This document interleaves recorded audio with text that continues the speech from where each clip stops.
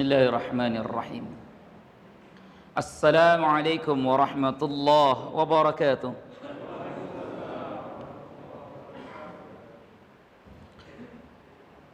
Innal hamdalillahi nahmaduhu wa nasta'inuhu wa nastaghfiruh wa na'udzu billahi min shururi anfusina wa sayyiati a'malina. Man yahdihillahu fala mudilla lahu wa man yudlilhu fala hadiya lahu. Nashhadu an la ilaha illallah wahdahu la syarika lahu wa nashhadu anna Muhammadan abduhu wa rasuluhu la nabiyya wa la rasula ba'da. Yaqulu Allah tabaraka wa ta'ala fi tanzil: Ya ayyuhalladzina amanu taqullaha haqqa tuqatih wa la tamutunna illa wa antum muslimun. Fa inna asdaqal hadithi kitabullah wa khairal huda huda Muhammadin sallallahu alaihi wasallam wa syarral umuri muhdatsatuha wa kullu muhdatsatin bid'ah. Allahumma salli wa sallim wa barik wa karrim ala habibina wa nabiyyina wa syafi'ina wa maulana Muhammadin wa ala alihi wa ashabihi wa man tabi'ahum bi ihsanin ila yaumiddin. Amma ba'du, ikhwani fid din, a'azzakumullah wa iyaya. Alhamdulillahi rabbil alamin. Puji dan syukur kita panjatkan kehadirat Allah Subhanahu wa taala. Salawat beriring salam kita curah limpahkan pada Rasulullah sallallahu alaihi wa ala alihi wa sahbihi wasallam. Ikhwanu fiddin, a'azakumullah. Kita lanjutkan kajian kita tafsir Al-Quran juz 30, tepatnya pada Quran surah Al-Qari'ah. Kita sampai pada ayat A'udzu billahi minasyaitonir rajim. Fa amma man thaqulat mawazinuhu fahuwa fi 'ishatir radiyah wa amma man khaffat mawazinuhu fa ummuhu hawiyah wa ma adraka ma hiya narun hamiyah. Maka adapun siapa saja manusia thaqulat mawazinuhu, yang berat timbangan-timbangannya, fahuwa fi 'ishatir radiyah, maka berarti dirinya berada dalam kehidupan yang diridhai. Wa amma man khaffat mawazinu, dan barang siapa yang ringan timbangannya, fa ummuhu hawiyah, maka kembalinya adalah hawiyah. Wa ma adraka ma hiya, tahukah kau apa itu hawiyah? Narun hamiyah, adalah neraka yang menyala-nyala demikian panasnya.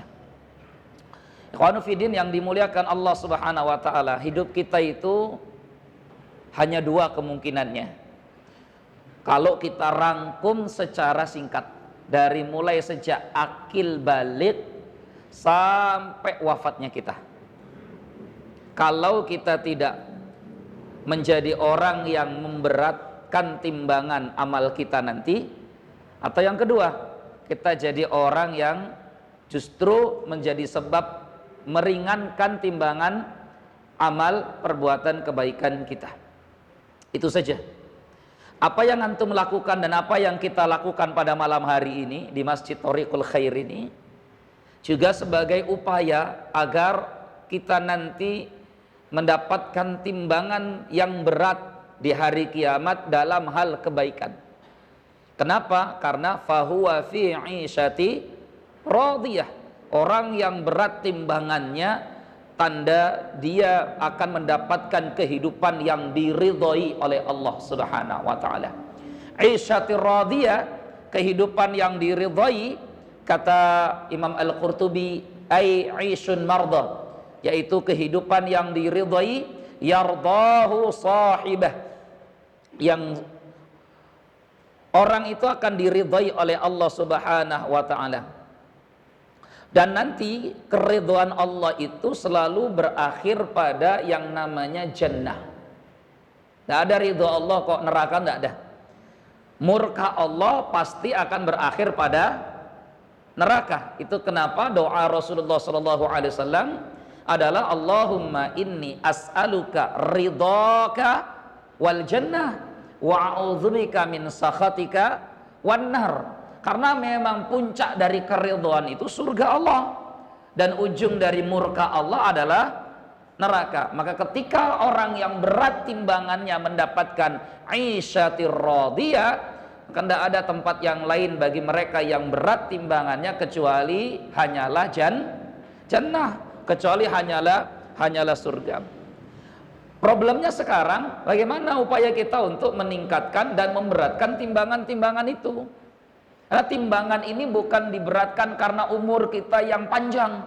Tidak mesti orang yang umurnya 200 tahun kemudian timbangannya jauh lebih berat daripada mereka yang usianya 50 tahun.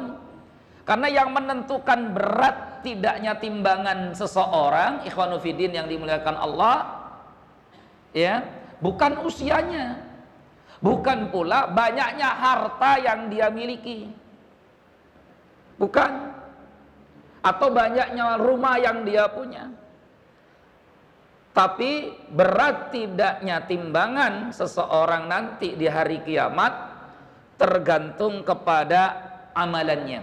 Makanya Al-Imam Ibnu Katsir rahimahullah mengatakan begini dalam tafsirnya, tafsir Ibnu Katsir, ketika beliau menafsirkan firman Allah Subhanahu wa taala, wa nadha'ul mawazinal qista liyaumil qiyamah fala tuzlamu nafsun syai'a. Dan kami tetapkan nanti mizan, timbangan pada hari kiamat dengan adil dan tidak ada kezaliman.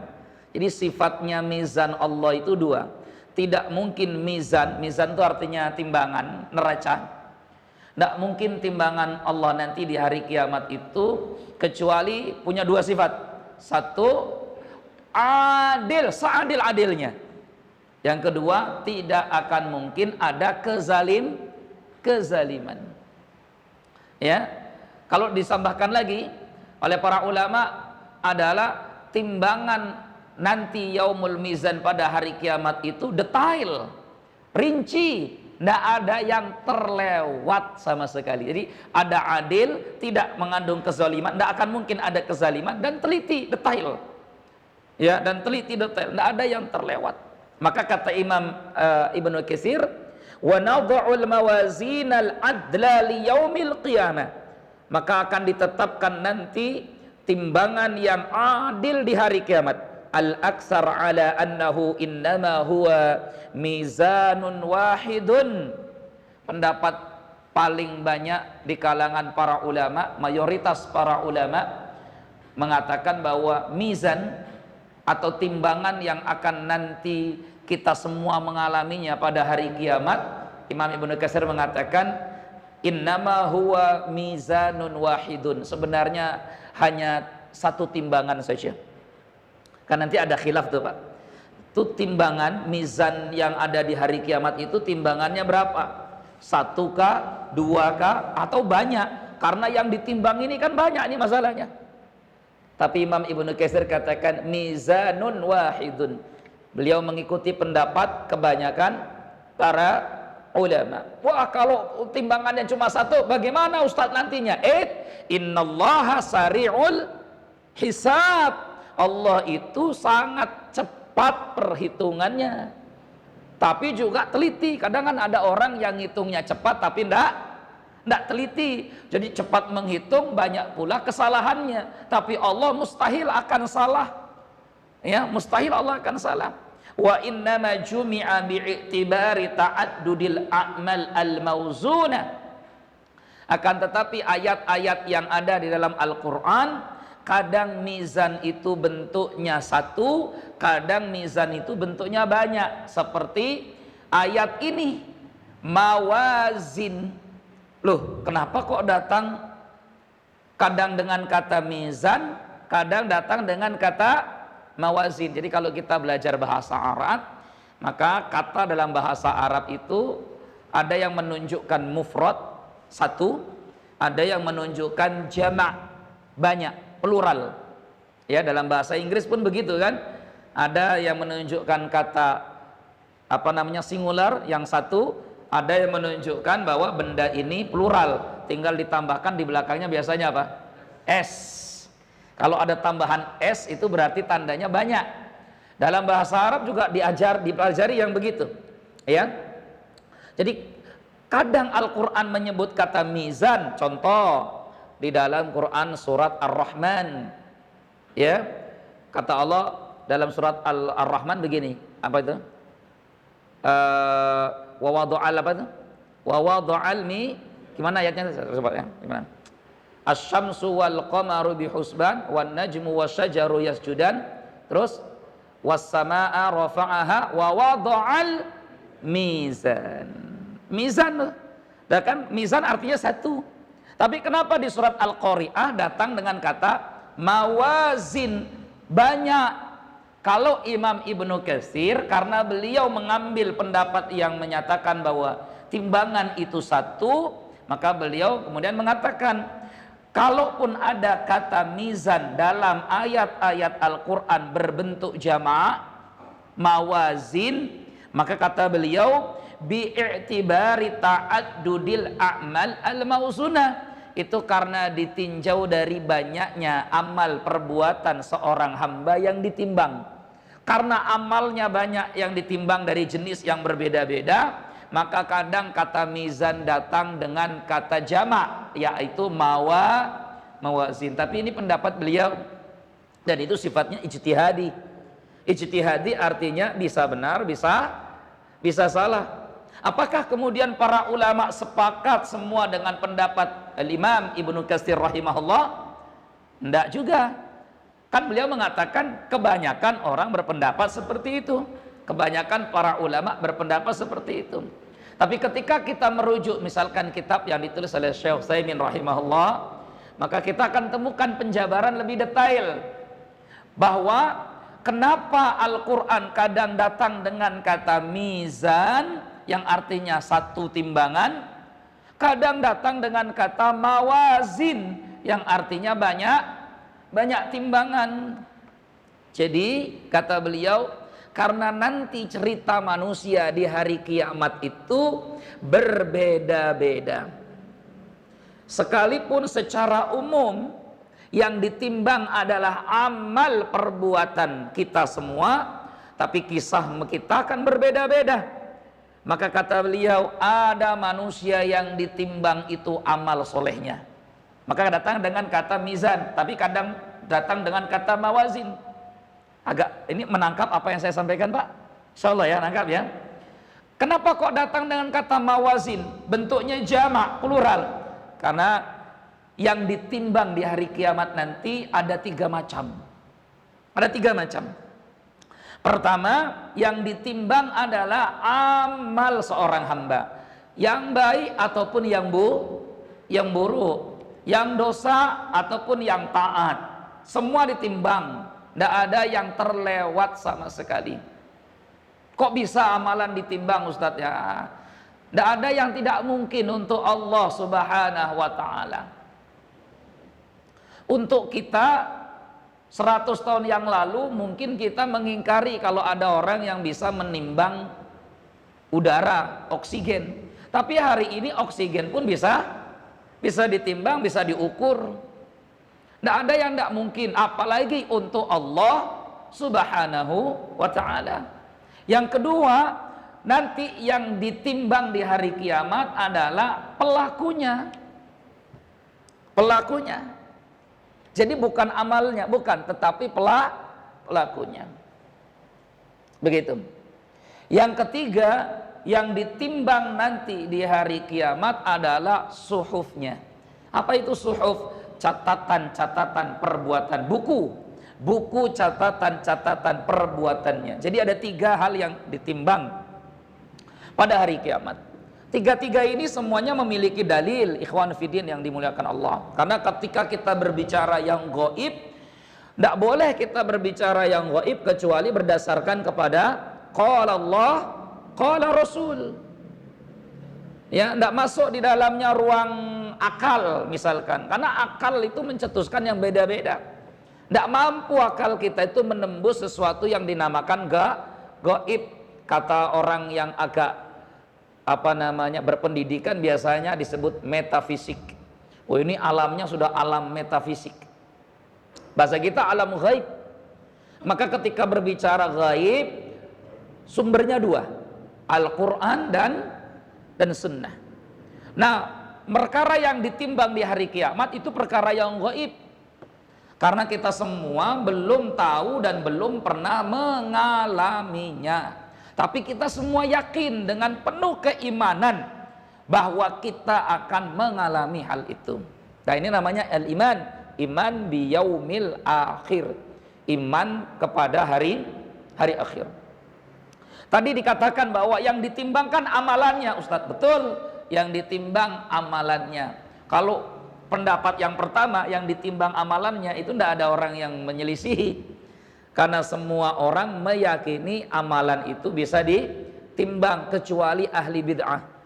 Ada sebagian ahli bid'ah yang tidak meyakini mizan itu, dianggapnya sebagai metafor, kiasan saja. Itu mah mananya kiasan sebenarnya. Ya. Karena mana mungkin sesuatu yang abstrak kok bisa ditimbang. Perbuatan itu kan abstrak, Pak, nggak kelihatan dia. Dosa itu abstrak, nggak kelihatan. Sama seperti pahala abstrak, nggak kelihatan. Apa yuk kita tahu hari ini mana yang berdosa, mana yang dapat pahala? Nggak tahu kita. Pahala kita hari ini berapa kilo? Ya kita juga nggak ngerti. Karena memang bukan kilo alat ukur untuk mengukur pahala. Dosa kita hari ini berapa gram? Juga kita nggak tahu karena memang bukan pakai ukuran mas untuk menghitung dan mengukur, menimbang amal dosa-dosa kita. Untuk manusia mungkin mustahil. Tapi untuk Allah tidak ada yang mustahil. Karena innallaha ala kulli syai'in qadir. Allah itu maha mampu melakukan segala sesuatu, termasuk membuat yang abstrak menjadi konkret, membuat sesuatu yang tidak terlihat menjadi terlihat. Dalilnya, contoh kematian. Kita bisa lihat kematian, Pak? Bisa enggak kita lihat kematian? Ada. Ilmu teknologi secanggih apapun hari ini, komputer dengan teknologi DOS yang sekarang udah nggak pakai DOS lagi, pakai apa sekarang, Pak? Udah lama nggak megang-megang apa sekarang? Udah nggak pakai Windows lagi kan? Udah pakai apa sekarang itu dah ya? Komputer yang secanggih apapun hari ini untuk mengecek kematian itu seperti apa prosesnya mereka nggak bisa, Pak. Paling hanya sesuatu yang lumrah-lumrah saja, dilihat dari detak jantungnya kan begitu ya. Nanti macam-macam itu saja. Tapi kelihatan prosesnya bahwa ini arwahnya keluar, kematiannya sedang keluar. Tidak bisa terlihat, Pak. Secanggih apapun teknologi itu.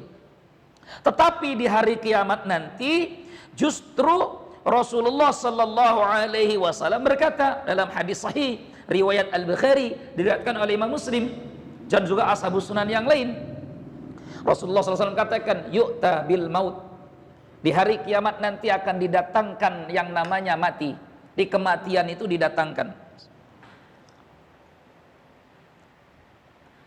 Kahayati kabshin amlah, dalam bentuk seekor kambing. Kabsh, amlah. Amlah itu kambing yang warnanya dominan putih tapi ada hitam-hitam, ya, percik-percik hitam di badannya. Itu namanya kabshun amlah. Tapi dominannya putih ada warna hitam-hitam, di matanya ada hitam atau apa begitu ya. Itu namanya kabshun amlah. Fayunadi munadi, maka ada suara yang menyeru, ya ahlal jannah, hai penghuni surga. Fayashrabu ya ahlal jannah fayashra'ibuna wa yanzurun, maka mereka kemudian melihat dan berkumpul. Hal ta'rifuna hadza, apakah kalian tahu apa ini? Seekor kambing yang amlah tadi itu, kambing yang putih-putih ada kehitam-hitaman itu. Fayaqulun, penghuni surga kemudian mengatakan, "Na'am, iya kami tahu apa itu. Hadzal maut, inilah kematian." Pertanyaannya, dari mana penghuni surga tahu kalau itu kematian? Sementara yang mereka lihat adalah seekor kambing. Aneh ya Pak ya? Antum baca hadis ini agak aneh ya. Tapi ini hadis riwayat Al-Bukhari. Ini hadis riwayat Imam Muslim. Dan ini berbicara tentang hal yang gaib. Sudah kita imani saja. Kalau nggak percaya nanti buktikan di hari kiamat. Wah betul juga kata Kafi Hamdan. Ini ternyata kejadiannya. Waduh, malam Jumat waktu itu tanggal 14 ya sekarang ya? Hah? 14 bulan September, Agustus, September, Oktober. 14 Oktober waktu itu, 15 Oktober waktu itu di Masjid Thoriqul Khair, masa kata Kafi Hamdan kematian jadi seekor kambing? Wah, mungkin waktu saya menyampaikan hadis ini sebagian antum tertawa. Ya kan begitu kan? Ah, mana mungkin ini lucu ini kalau begini. Ini ceramah apa? Tapi nanti di hari kiamat, yakini ini karena sabda Nabi, ini riwayat Imam Al-Bukhari, ini riwayat Imam Muslim dan ashabus sunan yang lain. Maka di antara manusia nanti ada yang tersenyum bahagia.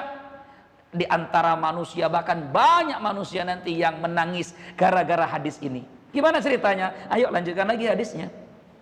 Ya. Hal ta'rifuna hadza? Kalian tahu apa ini? Penghuni surga mengatakan, hadzal maut, ini kematian. Saya membaca, kenapa kok penghuni surga langsung tahu mati? Ternyata para ulama menjelaskan di sini. Kan harusnya kan nggak tahu dulu lah bentuknya kambing, kok tahu itu mati, ya, kok tahu itu kematian. Jadi di sini jelaskan begini, ai arafahu bima yulqihillahu fi qulubihim annahul maut. Kenapa penghuni surga langsung menjawab, tahukah kalian apa ini? Padahal ditunjuknya seekor kambing amlah. Penghuni surga mengatakan, iya itu kematian. Kenapa kok mereka langsung tahu mati? Kata para ulama, arafahu bima yulqihillah. Semua penghuni surga langsung tahu dan bisa menjawab itu kematian karena ada ilham yang Allah langsung berikan kepada mereka. Mereka langsung jawab, itu kematian. Maka kemudian suara ini kemudian kembali menyeru, ya ahlan nar, hai penghuni neraka. Fayasra'ibuna wa yanzurun. Penghuni neraka kemudian melihat dan berkumpul lagi. Fayaqul, seruan ini kemudian berkata, hal ta'rifuna hadza? Apakah kalian tahu apa ini? Penghuni neraka kemudian menjawab yang sama dengan penghuni surga. Naam, al-maut. Iya kami tahu bahwa itu adalah kematian. Wa kulluhum qad ra'ahu. Semua penghuni surga dan semua penghuni neraka, mereka semua sudah melihat kematian dalam bentuk seekor kambing. Fayudbahu, maka kambing amlah tadi pun disembelih, mati. Disitulah cerita kematian dibunuh, kematian dimatikan. Judulnya ketika kematian dimatikan. Wah, gimana ceritanya? Maka kemudian diserulah mereka, ya ahlal jannah, hei kalian penghuni surga, khuludun la mauta fiha, kalian semua akan kekal di surga, tidak akan pernah ada merasakan kematian. Bagaimana mungkin nggak pernah mati? Lawang kematian sudah sembelih. Nah, kematian itu makhluk. Sebagaimana hidup ini makhluk. Maka Allah katakan alladzi khalaqal mauta wal hayata. Allah lah yang menciptakan hidup dan mati. Makhluk, hidup mati itu makhluk ciptaan Allah. Maka Allah bisa saja menghilangkan mati sebagaimana Allah bisa juga menghilangkan kehidupan. Ini kematian sudah disembelih, maka katanya kau penghuni surga tidak akan lagi pernah bisa mati, kekal penuh nikmat bahagia selalu kau di dalam itu. Wow, semeringah bahagia Pak. Gimana penghuni neraka? Maka penghuni neraka dikatakan, ya ahlal nar, kalian penghuni neraka, khuludun la mauta fiha. Begitu juga kalian kekal, tidak akan pernah mati di neraka, sedahsyat apapun siksaan di neraka itu. Na'udzubillah. Menangis kan? Hari ini mungkin orang ada yang tertawa karena dikira hadis ini tidak masuk di akal. Tapi nanti di akhirat mungkin yang tertawa itu dua kemungkinannya. Dia mencemooh hadis itu. Yang kedua mungkin menolak hadis itu. Tidak betul itu hadis, dari mana? Maka orang-orang seperti ini kemungkinan akhir hidupnya nanti di akhirat termasuk orang-orang yang menyesal sejadinya. Sebelum datang hari itu, hari ini kita mempersiapkan diri untuk memperbanyak amal dan memperberat timbangan. Karena fa'amma man saqulat mawazinu fahuwa fi 'isyatir radiyah. Kalaulah kematian yang abstrak, tidak terlihat.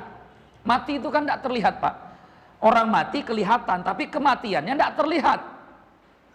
Karena orang mati, jasadnya yang tertinggal, ruhnya sudah tidak ada. Ruh menghadap ilahi Rabbi, Allah subhanahu wa ta'ala. Sampai hari ini belum ada teknologi secanggih apapun yang bisa mendeteksi seperti apa ruh itu.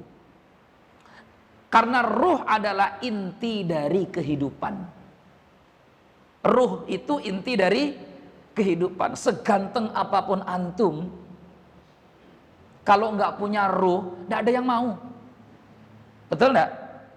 Maka ada ruh kan jadinya mayit. Secantik apapun wanita, nggak ada ruhnya juga nggak ada yang mau. Karena berubah sudah menjadi mayit. Manusia dikatakan manusia ketika berkumpul antara jasmani dengan rohaninya, ruhnya. Nah, ikhwanu fiddin yang dimuliakan Allah Subhanahu wa taala. Tadi kita kembali. Kematian itu abstrak, tidak terlihat, tapi di hari kiamat bukan hanya tidak terlihat, bukan hanya Allah nampakkan sehingga bisa dilihat, tapi kematian pun bisa disembelih di hari kiamat. Apalagi dengan amal, mudah saja bagi Allah Subhanahu wa taala untuk sekedar menimbangnya. Begitu loh ikhwanul fiddin. Jadi amal yang pertama. Yang kedua yang ditimbang apa? Pelakunya. Ada hadis yang menceritakan ini? Ada. Hadis dari sahabat Abdullah bin Mas'ud radhiyallahu anhu. Diriwayatkan oleh Imam Ahmad. Hadis ini sahih. An Abdullah bin Mas'ud annahu kana yajtani siwakan min arakin. Abdullah bin Mas'ud itu memetik arok itu ranting-ranting pohon untuk digunakan siwak li Rasulillah sallallahu alaihi wasallam, untuk Rasulullah sallallahu alaihi wasallam. Karena memang Abdullah bin Mas'ud mengabdikan diri beliau membantu Rasulullah sallallahu alaihi wasallam, khadim Rasulillah. Beliau ini pembantunya Rasulullah sallallahu alaihi wasallam, Abdullah bin Mas'ud radhiyallahu anhu. Beliau mengambilkan itu siwak siwak untuk Nabi Muhammad sallallahu alaihi wasallam. Fakanat rihu takuffuhu. Ketika beliau sedang menaiki pohon untuk mengambil ranting-ranting siwak itu, tiba-tiba ada angin yang menghembus cukup kencang. Wa kana fi saqihi diqqatan. Maka tersingkaplah betisnya yang sangat kecil itu. Fadhahika ashabu Rasulillah. Maka para sahabat Rasulullah yang melihat Abdullah bin Mas'ud sedang menaiki pohon, kan kemudian dihembus angin, nampaklah betisnya yang kecil itu, tertawa mereka. Kenapa tertawa? Mereka ditanya oleh Nabi, faqala ma yudhikukum? Kalian ketawa, kenapa ketawa? Qalu lidiqqati saqihi. Ya Rasulullah, tengok tuh betis kecil amat, untuk ukuran orang Arab enggak maco yang begini. Begitu mungkin karena orang Arab kan posturnya besar-besar, ya, gede-gede.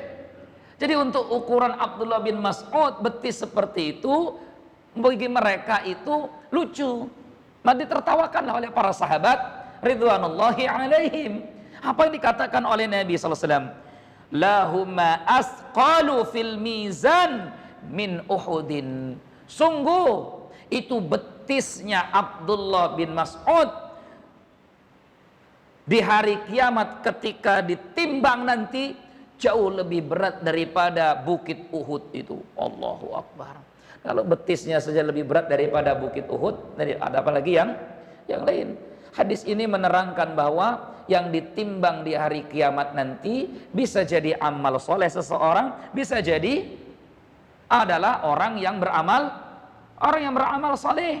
Buktinya Abdullah bin Mas'ud, kalaupun nanti betisnya ditimbang di hari kiamat, jauh lebih berat betis itu dibandingkan gunung Uhud. Riwayat Imam Muslim, ya, hadis yang lain dikatakan innahu la ya'ti rajulus samin yaumal qiyamah. Di hari kiamat nanti akan datang orang yang besar badannya, la yazinu indallahi janaha ba'udatin. Tapi ketika ditimbang dibandingkan satu saja sayap nyamuk, jauh lebih berat sayap nyamuk itu dibandingkan besar badan yang dia punya. Jadi kadang timbangan itu mengenai manusianya, pelaku yang melakukan amalan tersebut. Yang ketiga, yang ditimbang adalah suhuf, catatan-catatan amal perbuatan kita. Ada dalil, ada hadis riwayat Imam Muslim, juga hadis riwayat Imam Tirmidzi. Hadis riwayat Imam Tirmidzi, yaitu hadis riwayat Imam Tirmidzi juga diriwayatkan oleh Imam Ahmad, di mana Rasulullah sallallahu alaihi wasallam bersabda dari sahabat Abdullah bin Amr bin As. Nabi mengatakan, innallaha azza wa jal, sesungguhnya Allah azza wa jal, yastakhlisu rajulan min ummati ala ru'usil khalaiq yaumal qiyamah, nanti akan memilih seorang laki-laki dari umatku di hari kiamat. Laki-laki, rajulan. Biarpun makna rajulan itu umum, biasanya kadang dipakai untuk laki-laki, kadang dipakai untuk perempuan, ya. Tapi ini laki-laki apa perempuan, Ustaz? Wallahu alam. Kemungkinan laki-laki, dosanya banyak soalnya. Perempuan juga banyak, ya banyak. Kebanyakan dosa laki-laki kayaknya. Ya. Tapi ya wallahu alam, bisa laki-laki bisa perempuan. Tapi intinya umat Nabi Muhammad ini diambil, dipilih nanti di hadapan seluruh makhluk di hari kiamat. Fayansyuru alaihi tis'atan wa tis'ina sijjilan, maka dibentangkanlah di hadapannya dan di hadapan seluruh manusia makhluk di hari kiamat. Ya Allah, tidak ngebayangkan tas siapa orang ini. Apa yang terjadi? Tis'atan wa tis'ina sijjilan, dia ternyata punya 99 buku catatan hidupnya. Dan 99 catatan buku ini isinya semua dosa, tidak ada amalnya. Isinya semua apa? Dosa, tidak ada amalnya. Dosa semua, 99 itu. Kullu sijilin maddal basar. Setiap satu gulungan catatan dosa itu adalah sejauh pandangan mata. Satu saja sejauh pandangan mata, Pak. Kita tuh kalau mata kita memandang, enggak tahu rata-rata berapa kilo batas pandangan mata kita. Ya, tergantung Ustadz. Kenapa tergantung? Dari arah dan sudut mana kita memandang. Itu ya. Kalau mandang dari pojokan ya sempit. Tapi kalau mandangnya dari atas bukit, maka yang terlihat itu bisa sampai Pulau Mutun ketahuan, Pak. Oleh saking jauhnya itu. Makanya ya Allah mengerikan kasus ini. 99 catatan dosa semuanya. Sampai ketika semua sudah dipaparkan, Allah bertanya kepada orang ini, atunkiru min hadza syai'an, hei hambaku, apakah kau ingkari semua gulungan dan catatan dosa yang ada di tulisan ini? Adzalamatka katabatil hafizun, apakah malaikatku menzolimimu, mencatat perbuatan di sini dosa, padahal kamu nggak melakukan itu? Ya Allah, ya, karena Allah itu al-adil, yang maha adil. Allah tidak punya nama az-zalim, yang maha zalim tidak ada. Sampai Allah katakan dalam hadis qudsinya, ya ibadi inni haramtu dzulma ala nafsi. Hambaku, aku haramkan zalim itu untuk diriku. Wa ja'altahu bainakum muharraman, sebagaimana zalim pun aku jadikan haram bagi kalian semua. Fala tadzalamu, maka jangan pernah berbuat zalim. Allah hanya memaparkan, ini loh ya apa saja yang kamu lakukan. Ada enggak malaikat yang zalim di situ? Kadang kalau kita kan ya apalagi kalau udah jengkel sama orang, Pak. Udah jengkel sama orang terus ngutang nggak bayar-bayar, utangannya sekian kita tambahin aja. Loh, kok nambahin lagi? Udah, biarin aja. Masa utang 10 bulan nggak bayar-bayar, tambahin lagi. Begitu. Ya. Malaikat enggak begitu. Ada malaikat zalim, enggak ada. Ala afalaka uzrun, atau kamu punya alasan kenapa kamu buat dosa itu, atau kamu punya alasan? Kalau seandainya kamu punya alasan, nanti bisa aku maafkan. Nah, Allah Maha Pemaaf, Allah Maha Pengampun. Orang ini mengatakan enggak. Fayubhatur rajulu, maka laki-laki itu, orang ini kemudian saking takutnya mengatakan, la ya Rabbi, la ya Rabbi. Apakah kamu masih punya kebaikan? Tidak punya lagi. Bagaimana mungkin? Apa gunanya kebaikan kalau dibandingkan 99 gulungan catatan dosa semua itu? Apa kata Allah? Bala inna laka indana hasanatan wahidatan. Justru sebenarnya kau masih punya satu kebaikan. La zulmal yaum alaika, hari ini kamu tidak akan terzalimi. Fayukhraju lahu bitaqatan fiha asyhadu an la ilaha illallah wa anna muhammadan abduhu wa rasuluh. Maka dikeluarkanlah pada hari itu, di hari kiamat, bitaqah, satu kartu. Tertulis di dalam kartu itu, asyhadu an la ilaha illallah wa asyhadu anna muhammadan abduhu wa rasuluh. Fayaqul ahdiruhu, datangkan kartu itu. Fayaqulu ya Rabbi ma hadhil bitaqa ma'a hadhihi sijilat. Orang ini kemudian bertanya, ya Allah, apa gunanya hanya satu kartu la ilaha illallah Muhammad Rasulullah dibandingkan 99 gulungan catatan dosa yang aku lakukan seumur hidup? Maka ditimbanglah bitokoh kartu la ilaha illallah itu. Apa yang terjadi? Fatoshatis sijilat wasaqulatil bitaqah. Maka dosa 99 gulungan, yang satu gulungan saja sejauh pandangan mata memandang, jauh kalah beratnya dibandingkan satu kartu la ilaha illallah. Apa faidah hadis ini? Faidah hadis ini, ikhwanu fiddin, tauhid itu tidak ada yang bisa mengalahkan. Isya sudah nih. Tauhid itu tidak ada yang bisa mengalahkan. Ya ibna Adam, hai anak Adam, lau ataitani biqurabil ardi khataya, seandainya kau mati membawa dosa yang banyak, summa laqitani la tusyriku bi syai'a, kemudian kau mati dengan syarat tidak pernah menyekutukanku dengan sesuatu apapun. Kalau kau mati dengan membawa banyak dosa, tapi kau tidak pernah menyekutukanku dengan sesuatu apapun, la ataituka biha maghfiratan, maka aku akan datang kepadamu dengan membawa ampunan. Tauhid. Maka kata Imam Ibnu Qayyim, hadis ini menerangkan kepada kita tentang keutamaan tauhid, dan masing-masing kita semua memiliki la ilaha illallah sesuai kadar imannya sendiri-sendiri. Ya, imannya beda-beda, Pak. Iman la ilaha illallah saya itu beda kekuatannya dengan la ilaha illallah antum. La ilaha illallah antum beda lagi dengan kawannya yang lain. Masing-masing membawa kualitas la ilaha illallahnya itu sendiri-sendiri. Tapi beliau mengingatkan, jangan pula orang mengandalkan la ilaha illallah tanpa mau beramal. Saya punya kawan dulu, Pak, waktu di Natuna begitu. Ya, mabuk dia. Ceramahin, enggak apa-apa mabuk, yang penting enggak syirik. Kalau syirik enggak diampuni, kalau mabuk mungkin diampuni. Ini tauhidnya utuh dia. Ya, enggak apa-apa mabuk, yang penting enggak syirik. Ini tauhidnya utuh, Pak. Tauhidnya maksudnya imannya kepada Allah luar biasa. Dia enggak mau kesyirikan, tapi dosanya tetap dijalani. Ini nanti punya la ilaha illallah. Tapi perkara masalahnya adalah apakah kemudian orang seperti ini yang masuk dalam hadis ini, atau justru kemudian terlebih dahulu harus dibersihkan di neraka.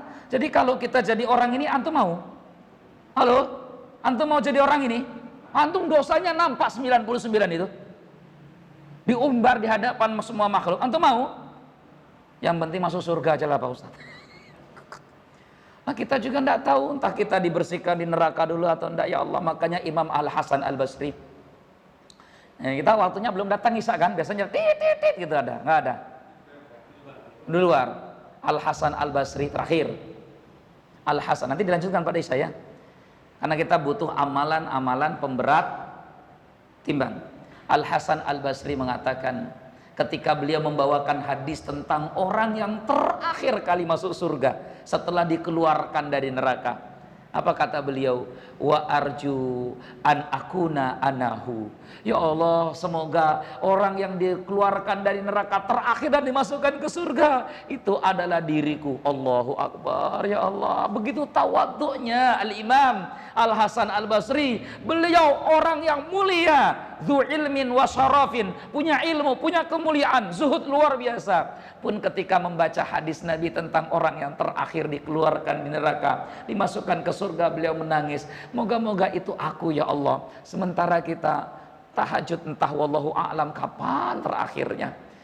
Khatam Quran entah wallahu a'lam kapan terakhirnya. Ya, kayaknya kalau sudah pengajian begini keluar dari taklim seolah-olah sudah langsung akan masuk surga. La haula wala quwata illa billah. Alhamdulillahi wa syukrulillahi la hawla wa la quwwata illa billah. Wassalatu wassalam ala rasulillah wa ala alihi wa ashabihi wa man wala amma ba'du.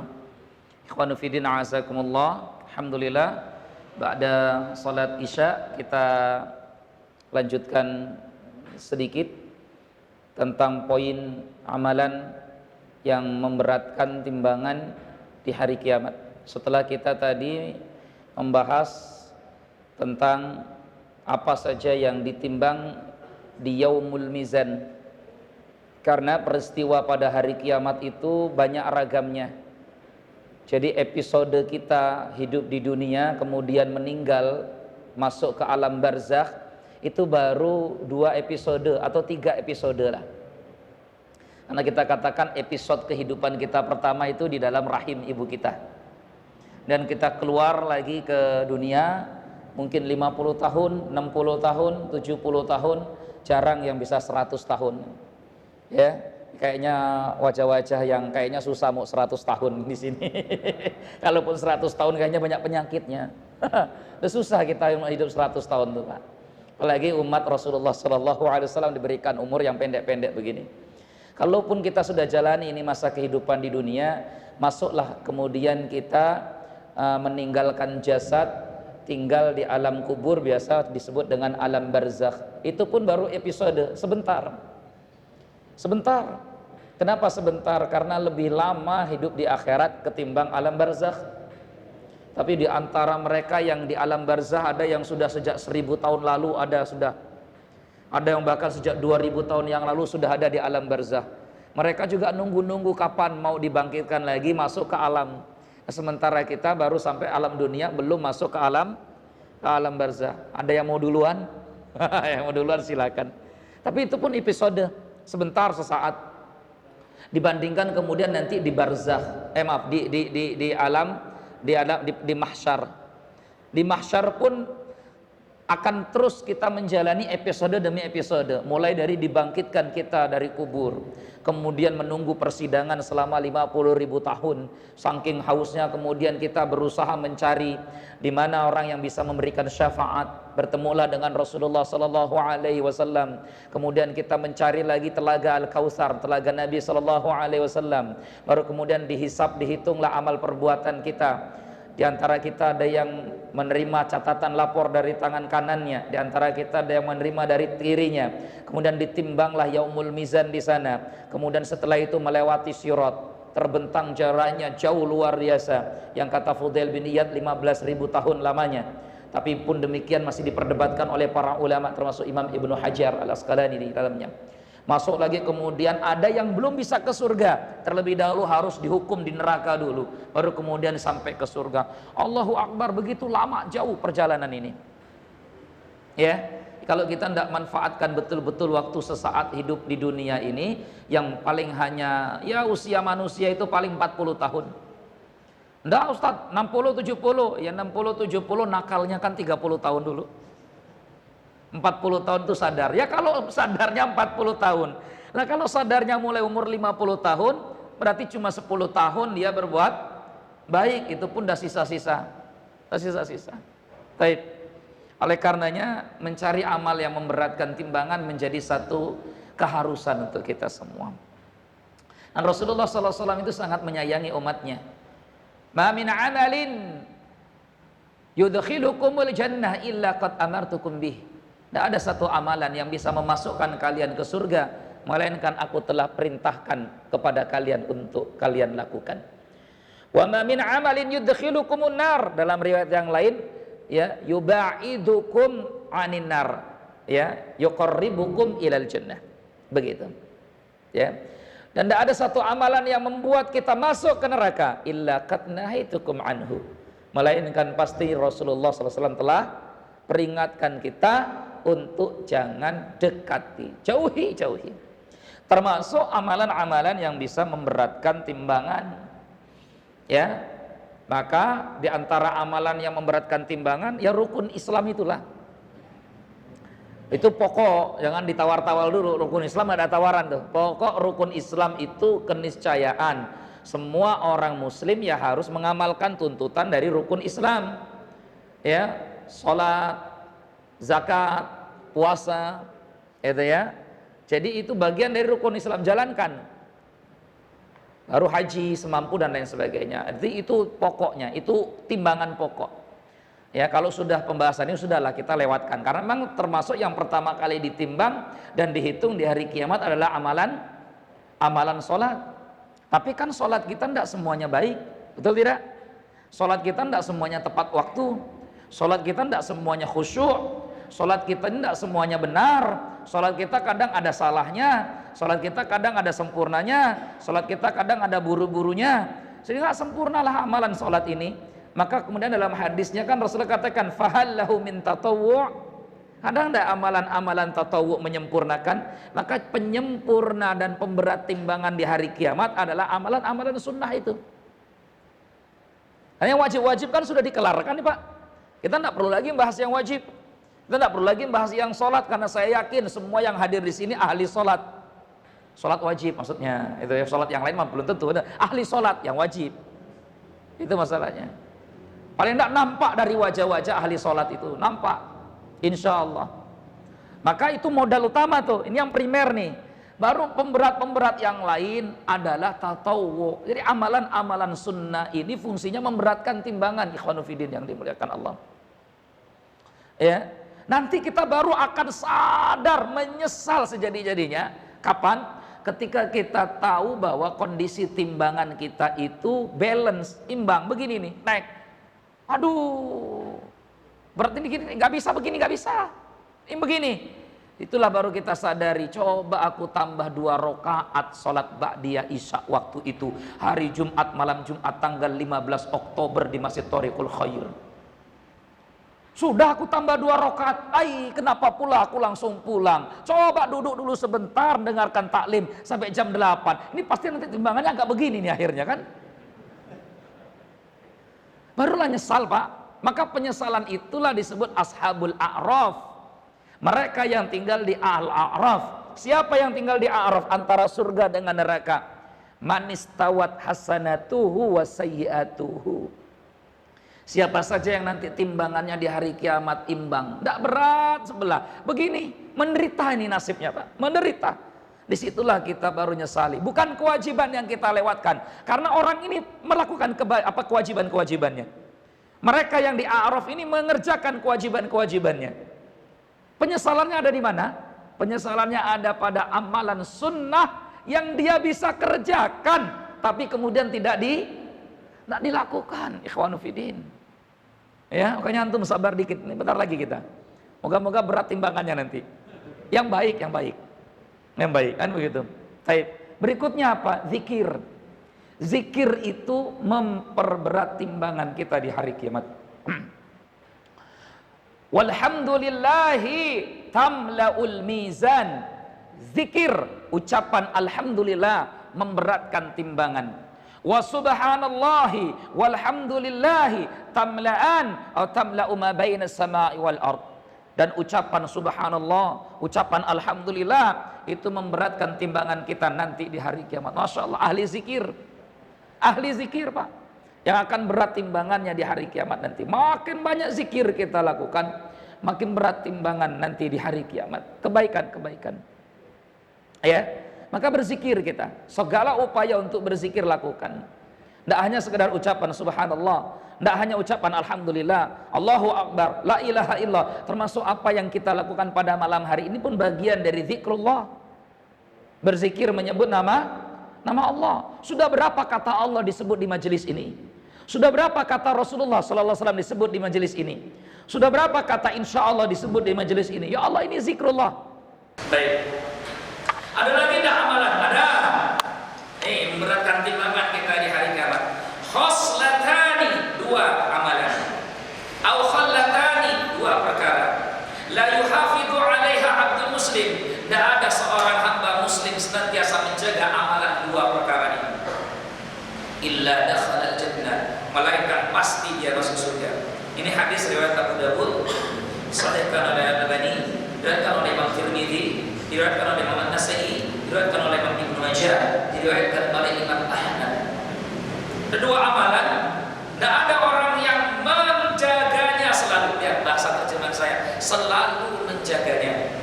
Maka bahasanya yuhafidhu, bukan mengamalkannya. Kalau mengamalkan nanti hari ini ngamalkan, besok lupa.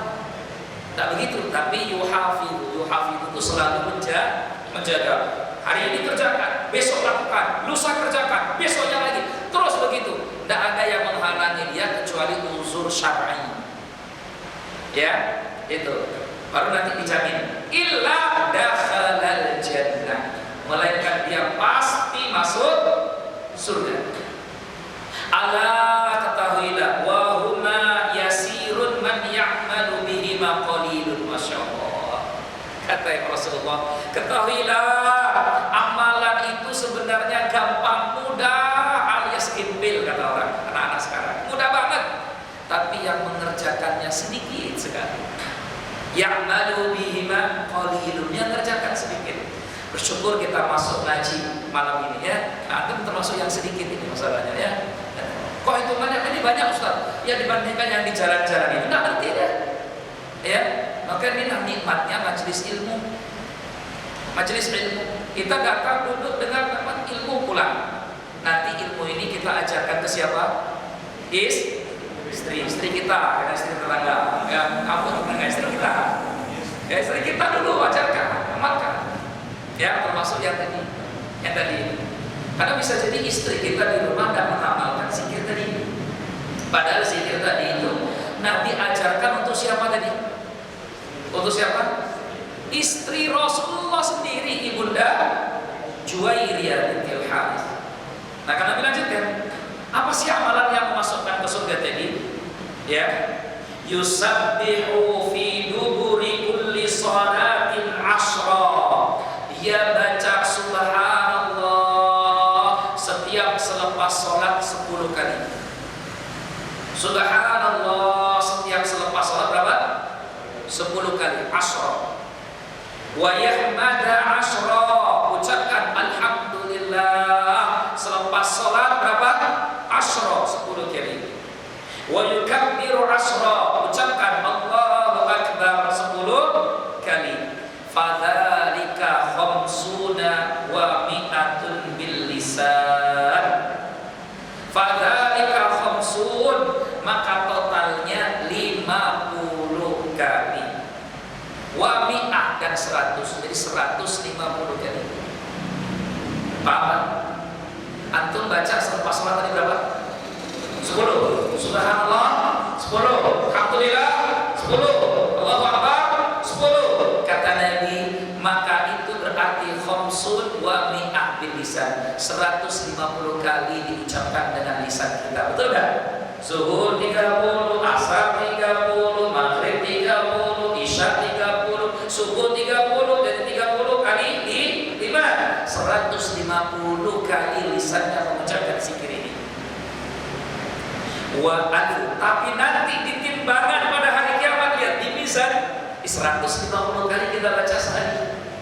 Tapi nanti di hari kiamat, di yaumul mizan, kata Rasulullah, ini Rasul sendiri yang menyampaikan, berarti sudah diberitahu oleh Allah hitungannya jadi berapa nanti. Ya, kita bisa hitung itu. Kita zikir beberapa tahun, satu hari berapa kali, ya. Yang ahli zikir paling nggak minimal zikir wa salat. Berapa pahalanya? Wa alfun wa khamsumi'atin fil mizan. Maka nanti ditimbang di hari kiamat jumlahnya 1.500 kali timbangan di hari kiamat. Allah. Kalau antum zikir 30, 150 kali saja dikali berapa kali? 150 jadi 1.500 kali berapa lipat? 1.500 150 kali 10 kali. Ustaz kok zikirnya 10? Ya, mas zikir pada sholat itu macam-macam ragamnya. Zikir yang pertama dibaca 10 kali 10 kali 10 kali. Ini hadisnya sahih. Tirmidzi, Abu Dawud, Nasai, Ibnu Majah, Ahmad. Ya antum kalau yang sibuk banget, kalau sakit sibuknya, saya tahu antum kan kadang sibuk betul. Tidak sempat saya zikir 33 kali, tidak sempat. Kantum cari yang singkat 10 10 10. Subhanallah subhanallah subhanallah subhanallah subhanallah subhanallah subhanallah subhanallah subhanallah. Saking sibuknya. 33 kali. Dikejar yang lain kan, toko lagi rame-ramenya, atau zikir lawannya panjang gimana? Kadang kan begitu orang kan. Dan 10 kali. Alhamdulillah 10 kali, Allahu Akbar 10 kali. Ada enggak sunnahnya? Ada. Di mana kita temukan itu? Antum buka kitab Zadul Ma'ad fi Hadi Khairil Ibad. Imam Ibnu Qayyim dalam kitab Shalah dijelaskan tata cara zikir. Termasuk di sini. Ya zikir yang pertama antum subhanallah berapa kali? 10, alhamdulillah 10, Allahu Akbar 10, 10, 30 kali. Ya, insyaallah dijamin lebih cepat zikirnya daripada yang lain. Ya, pahalanya Ustaz. Ya, pahalanya besar juga tadi. Ya, pahalanya besar juga tadi. Berharap mendapatkan surga. Yang kedua, ini riwayat Imam Muslim. Ini dalam hadis riwayat Imam Muslim pun kita temukan zikir model kedua. Subhanallah 11 kali. Alhamdulillah 11 kali. Allahu Akbar 11 kali. Total berapa? 33 kali. Nah, apa? Sahih, sah. Hadis sahih riwayat Imam Muslim. Jadi Nabi itu pernah lakukan 10 kali. Nabi pernah lakukan 11 kali. Yang penting antum tahu dalilnya. Ya, kita tahu dalilnya. Itu hadis riwayat Imam Muslim dan hadis yang sahih. Subhanallah, subhanallah, subhanallah. Saya kadang lakukan ini juga. Alhamdulillah, subhanallah, subhanallah, subhanallah, subhanallah, subhanallah, subhanallah. Nah, seperti tadi Mbak Daisha, saya lakukan yang 11. 33 Ustaz, lama nanti. Kita kan mau lanjut ta'lim lagi. Ya, maka langsung sholat sunnah. Begitu. Subhanallahnya 11, alhamdulillahnya 11, Allahu Akbarnya 11. Gitu ya. Baik. Yang ketiga, ini yang masyhur. Ini riwayat Al-Bukhari dan Muslim. Subhanallah 33 kali. Alhamdulillah 33 kali. Allahu Akbar 33 kali. Genap 100 nanti la ilaha illallah wahdahu la syarika lah lahul mulku wa lahul hamdu yuhyi wa yumiitu wa huwa ala kulli syai'in qadir. Baik, itu prakteknya. Praktek berikutnya yang ke catat ya, Yang keempat, Allahu Akbar 34 kali. Allahu Akbar 34 kali. Subhanallah 33 kali. Alhamdulillah 33 kali. Jadi genap berapa? 100. Ya, itu praktek ke. Ini semuanya datang dari hadis Nabi sallallahu alaihi wasallam. Praktek ke 5. Namanya betul tadi kita belajar ilmu sholat. Ya, kita belajar ilmu sholat. Ustaz Faiz juga ngajar ilmu sholat kalau nggak salah ya. Udah sampai zikir ini belum? Belum ya, nanti aku duluan kan itu ya. Kamu mau Ustaz ini kan banget nih. Wah, udah kita tutup. Nanti bihamdallah. Assalamualaikum. Yang kelima, masing-masing dibaca khamsa wa ishruna marrah, 25 kali. Subhanallah 25 kali. Alhamdulillah 25 kali. Alhamdulillah 25 kali. La ilaha illallah wahdahu la syarika lah lahul mulku wa lahul hamdu wa huwa ala kulli syai'in qadir 25 kali. Jadi berapa total? 100. Oh, lagi 100. Baik ya. Sudah selesai. Sudah 5 itu saja. Ya, 5 itu saja. Jadi tergantung antum variasi maunya mana. Ini saya nanti kesel nih gara-gara nyampaikan yang kecil, nanti lama-lama kalau itu yang singkat saja Ustaz. Ya, yang 10 lebih baik, lebih cepat, lebih baik. Ya, tapi yang 10 pun boleh insyaallah. Baik, Allahu a'lam bishawab.